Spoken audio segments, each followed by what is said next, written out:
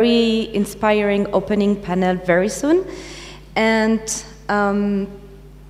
after the coffee break, we will have a short introduction on child protection and education in humanitarian context, followed by the initial findings of bottleneck analysis and opportunities of a bottleneck and opportunity analysis. It's better when I put all the words in the right sense.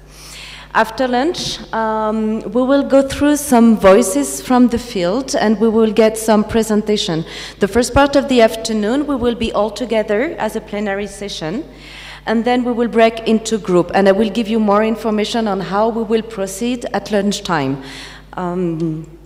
And so that will be the rest of the afternoon, and we will come back for a wrap-up session at the end.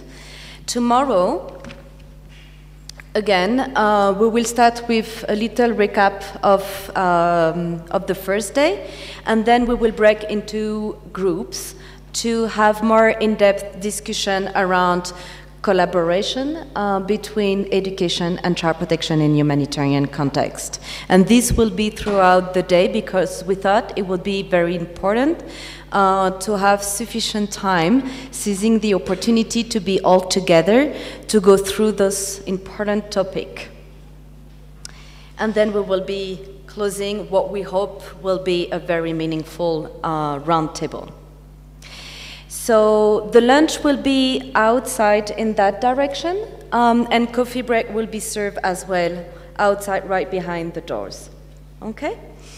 If you have no question at this stage, I would like to invite Mr. Cornelius Williams, who is the Associate Director and Global Chief of Child Protection for UNICEF's Program Division. He has over 25 years of experience in managing child protection programs in Western, Eastern, and Southern Africa with UNICEF and Save the Children. And he will walk us through the morning today. So please help me and welcome Mr. Cornelius Williams.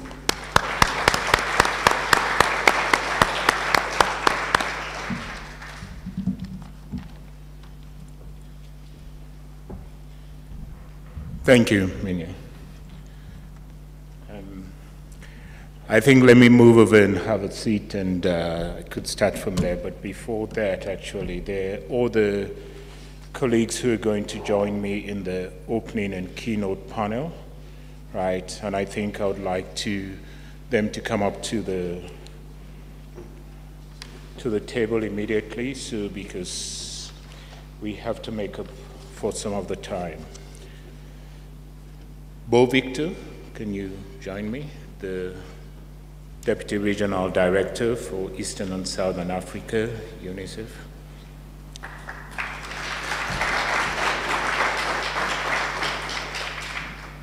Yasmin Sharif.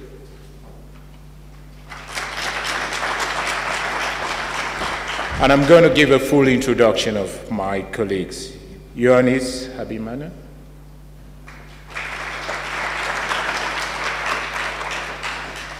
Yuan Lombardi.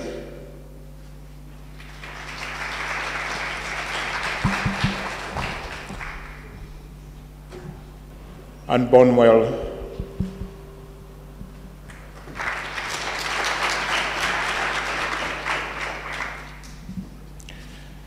Colleagues, that's the panel for this morning. I'm going to be introducing them as they speak. And I'm going to join them at the table.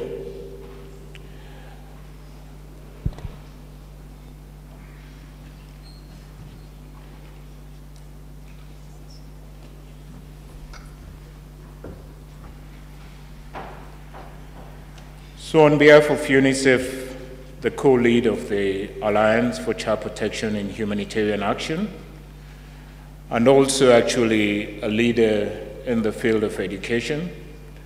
Incidentally, I share the same floor with my education colleagues, and we have a lot of collaboration going on.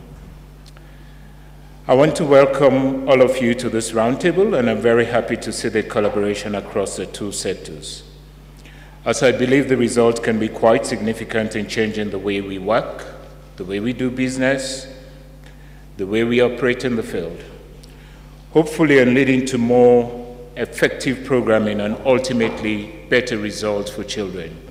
Incidentally, I was traveling with my nutrition colleague. For some reason, when we travel from headquarters, we find ourselves in the same flight somehow. And my nutrition colleague was talking about some of the terms we use, actually. And I like the fact that we're talking about ultimately the better results for children, and not better results for the beneficiaries or the target population or the population of concern, but we're talking about better results for children. So I feel we're going to embark on a very interesting and potentially, I hope, a transformative journey in the next 2 days. Usually people would say, let us think out of the box, but we all know it's now a cliche, right? Thinking out of the box. What box is that we're asked to think out of? But we hope actually that we would come up with some really thought-provoking and a new way of looking at things, right?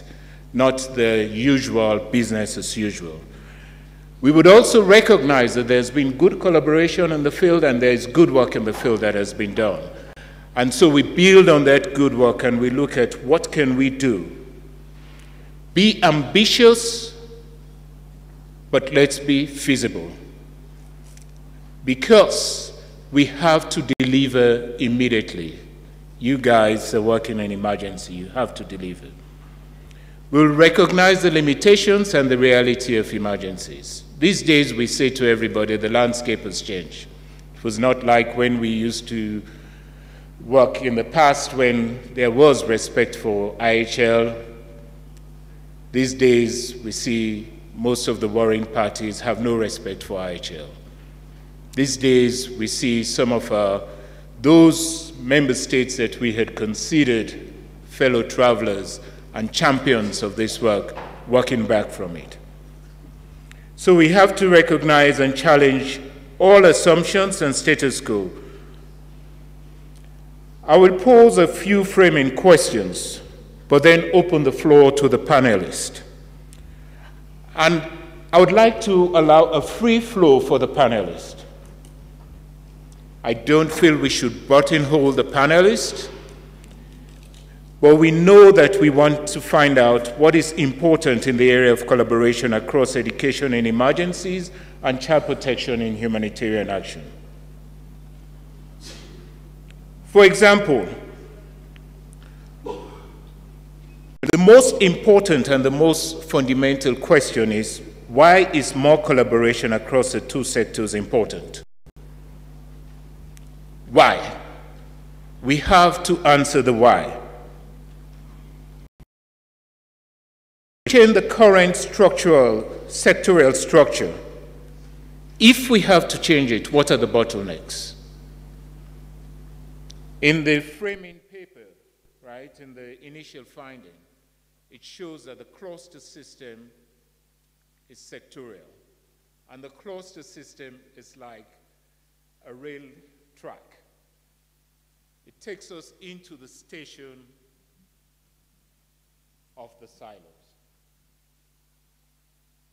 Now, in the morning when I use the train to work, you have where the tracks come together. And you feel the train shifting from tracks to tracks. They're taking us into the silo.